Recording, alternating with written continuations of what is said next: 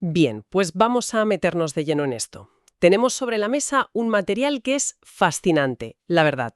Son las experiencias de 3 inversores inmobiliarios profesionales. ¿Sí? Cada uno con una compra muy reciente y esto para mí es la clave, una estrategia que es completamente diferente a la de los demás. Así es. Y el objetivo de hoy es precisamente entender cómo se puede seguir generando patrimonio en el sector inmobiliario. Incluso ahora. Claro, incluso en un mercado como el actual, donde los precios y los tipos de interés, bueno, pueden parecer una barrera casi insuperable. Exacto. Y para eso vamos a analizar 3 casos reales que cubren, yo diría, todo el espectro. Tenemos una inversión de apenas 55.000 euros. Que ya es llamativo. Luego otra que ronda los 214.000 y una tercera que se vaya a los 600.000 euros. Esto demuestra que sigue habiendo oportunidades, pero hay que saber dónde y sobre todo cómo buscarlas. Totalmente. Vamos a ver desde una casa que necesitaba casi una demolición hasta una propiedad de obra nueva y una operación de pura creatividad en un mercado carísimo. La misión es entender la lógica que hay detrás. Lo fascinante aquí, y creo que es el gran aprendizaje, es que no hay una única fórmula para el éxito. Cada una de estas operaciones refleja un enfoque distinto del riesgo, del esfuerzo personal ¿Y de los objetivos? y de los objetivos a largo plazo, exacto. Vamos a conectar los puntos entre el precio, la reforma, el potencial, para ver por qué cada inversión tiene sentido en su propio contexto. Y esto nos lleva a la pregunta del millón, ¿no? ¿Qué estrategia se alinea mejor con cada tipo de inversor? Pues empecemos por la que sin duda tiene la historia más llamativa. Nos vamos a Arkansas, a una casa unifamiliar, al otro lado de la calle, de un lago. El precio de compra fue de solo 55.000 euros. Sí, Pero la descripción de la casa es que es de otro nivel. sí, memorable es la palabra. El porche acristalado, que debería ser un sitio idílico, tenía el suelo cubierto por una capa de varios centímetros de colillas. Uf, increíble.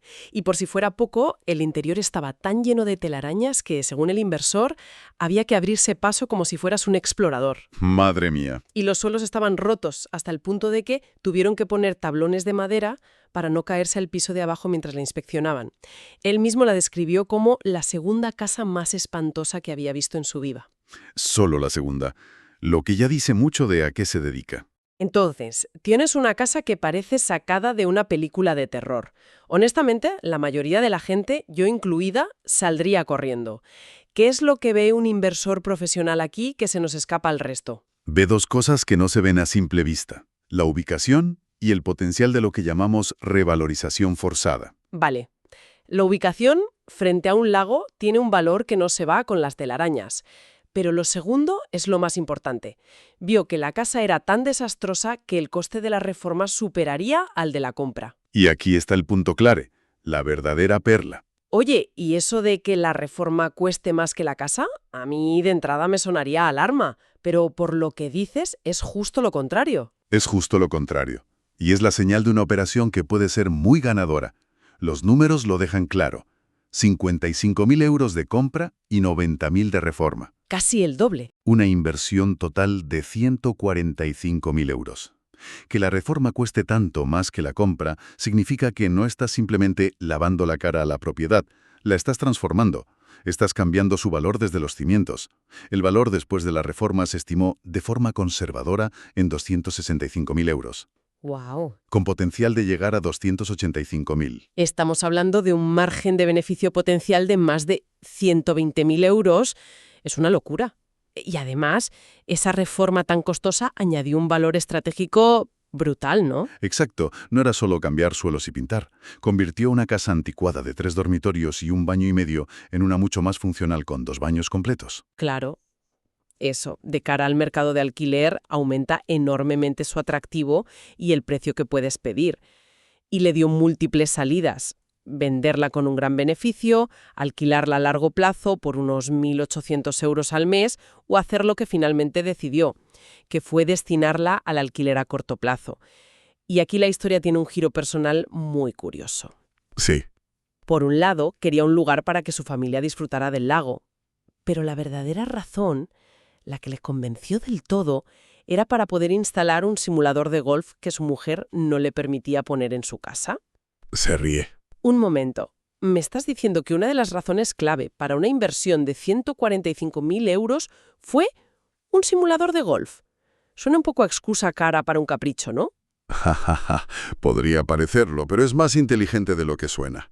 A ver, el factor personal fue el empujón final, pero los números ya funcionaban por sí solos. Ya. Lo brillante es que, al usar la casa para alquiler a corto plazo, ese simulador se convierte en un reclamo único. Es un amenity de lujo que puede justificar tarifas diarias más altas y atraer a un tipo de huésped muy específico, como grupos de amigos que van a jugar al golf. Ah, claro. Convirtió un capricho en un activo que genera ingresos. Visto así, es una jugada maestra. ¿Y la financiación? ¿Cómo se paga algo así? Un banco normal no te da una hipoteca para una casa inhabitable. Imposible. Aquí es donde entra la financiación creativa.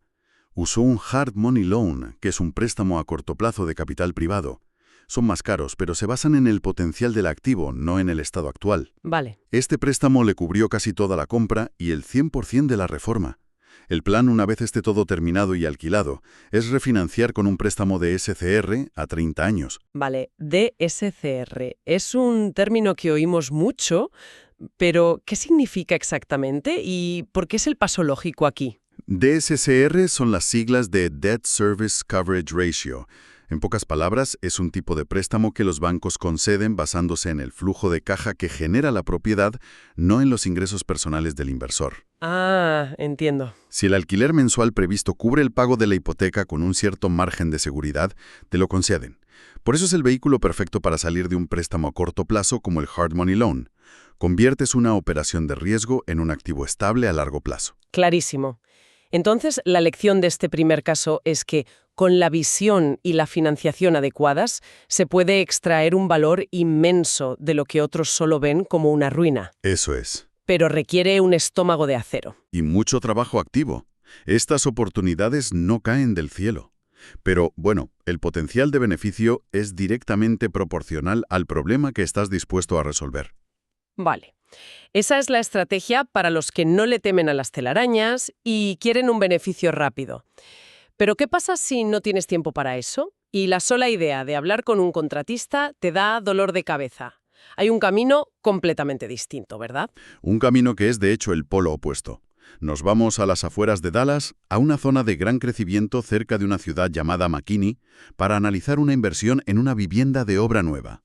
Aquí el perfil del inversor lo cambia todo. Hablamos de una profesional muy ocupada, con poco o ningún tiempo para gestionar una reforma. Claro. Y además, el objetivo era ayudar a su hija a realizar su primera inversión inmobiliaria. Buscaban algo seguro y predecible. Exacto. La estrategia aquí no es la revalorización forzada, sino apostar por el crecimiento del mercado y la estabilidad. Compraron una casa nueva de 3 dormitorios y 2 baños y medio por 214.000 euros. ¿Ok? Para ponerlo en contexto, el precio medio de las casas en esa misma zona es de casi 400.000 euros. Así que consiguieron entrar muy por debajo del mercado, algo casi inaudito para obra nueva. ¿Y cómo es posible conseguir ese descuento en algo nuevo?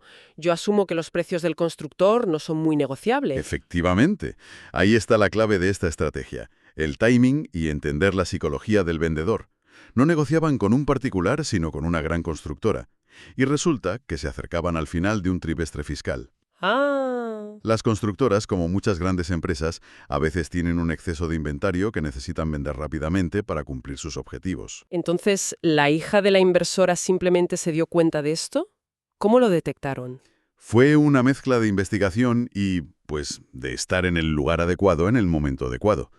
Se dieron cuenta de que varias casas de inventario de ese constructor llevaban un tiempo en el mercado sin venderse. Eso es una señal. Ya. En lugar de aceptar el precio de lista, hicieron una oferta agresiva.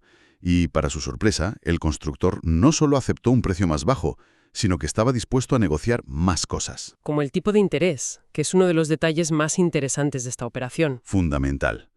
Consiguieron que el constructor les ofreciera una compra de tipo de interés, o rate buy down.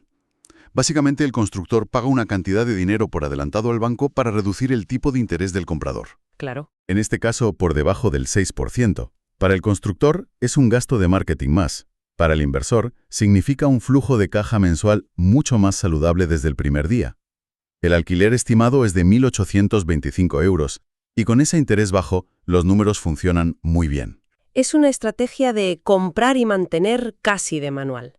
El rendimiento inmediato no es tan espectacular como en el caso de Arkansas, pero aquí juegas a largo plazo. Correcto. La revalorización en una zona en plena expansión y los beneficios fiscales son los verdaderos motores. Correcto.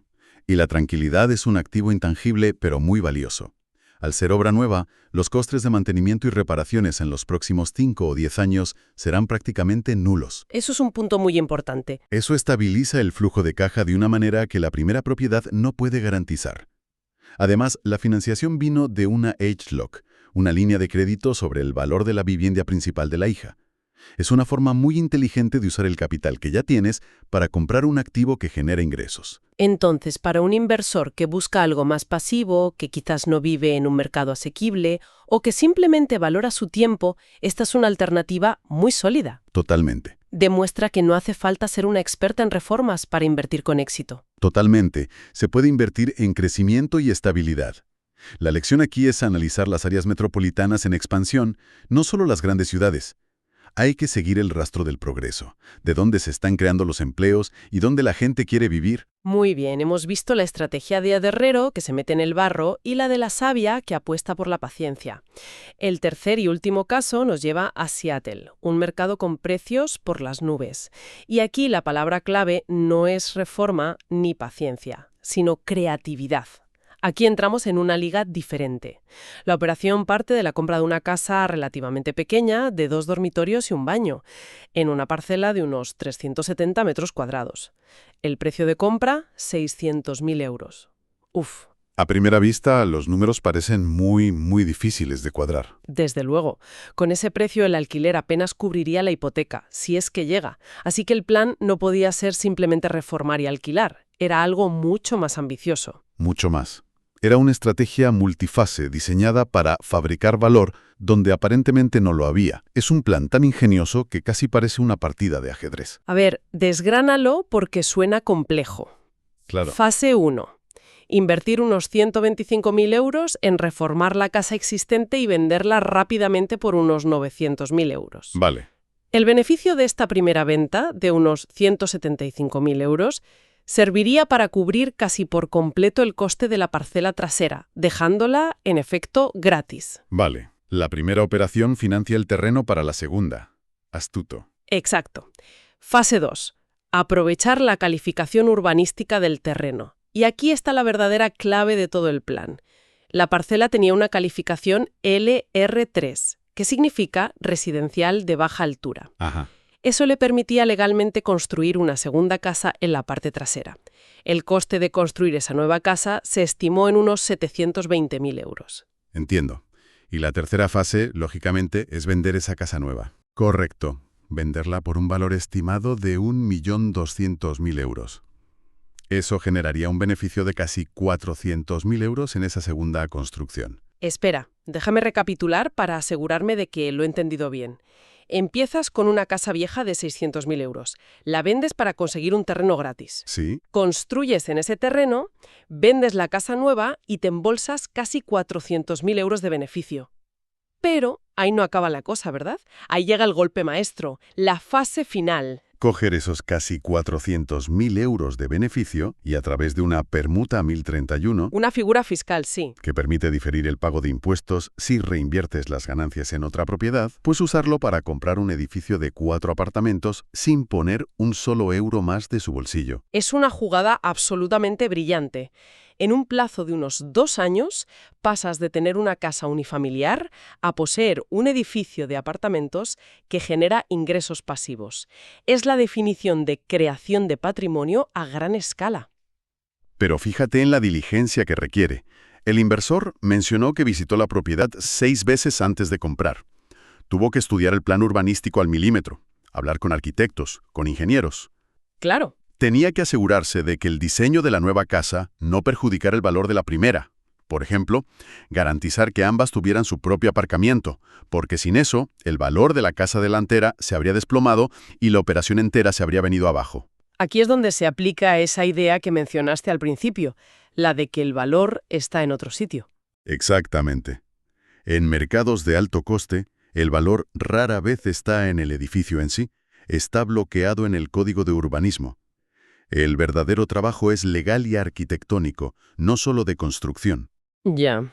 Las mejores oportunidades no son obvias, y es fundamental tener planes de contingencia. El inversor sabía que si los costes se disparaban, podía simplemente vender la casa delantera, reformada, y aún así obtener un beneficio, limitando su riesgo. Está claro que esta estrategia no es para principiantes, pero ilustra perfectamente cómo los inversores más sofisticados no solo encuentran valor, sino que lo crean activamente. Es la diferencia entre jugar al juego que te encuentras y crear tu propio tablero de juego. Entonces, ¿qué significa todo esto? Si ponemos las tres estrategias uno al lado de la otra, tenemos tres caminos muy distintos para llegar a un mismo objetivo. Así es. El primero, el de la reforma extrema, es para quienes no temen el trabajo duro y buscan maximizar el capital en poco tiempo. Es una estrategia muy activa, con un alto potencial. Claro. El segundo, el de la obra nueva, es ideal para un crecimiento estable y pasivo a largo plazo. Menos riesgo, menos trabajo. Y el tercero, el de la creatividad en mercados caros, es un juego de estrategia y visión a gran escala. La conclusión principal entonces parece ser que no existe una única mejor manera de invertir. El éxito depende de alinear la estrategia con tu mercado, con tus recursos Tiempo, dinero, conocimiento. y, quizá lo más importante, con tus objetivos personales y tu tolerancia al riesgo. Exacto. Cada uno de estos inversores ganó porque jugó una partida diferente con reglas diferentes, adaptadas a su situación y a su mercado. No intentaron copiar una fórmula, sino que crearon la suya propia. Y para terminar, una reflexión que surgió de los propios inversores. Les pidieron que votaran por su operación favorita, sin poder elegir la suya. Y los resultados son muy reveladores. Sí, fascinantes. El inversor de la reforma extrema de Arkansas, el del trabajo duro, votó por la estrategia creativa de Seattle.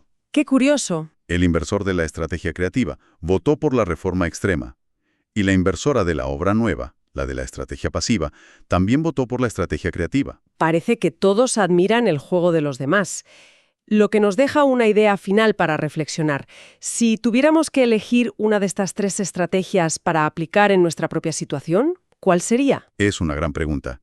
Y la respuesta puede revelar mucho sobre el tipo de inversor que somos. O, más interesante aún, en el que podríamos llegar a convertirnos.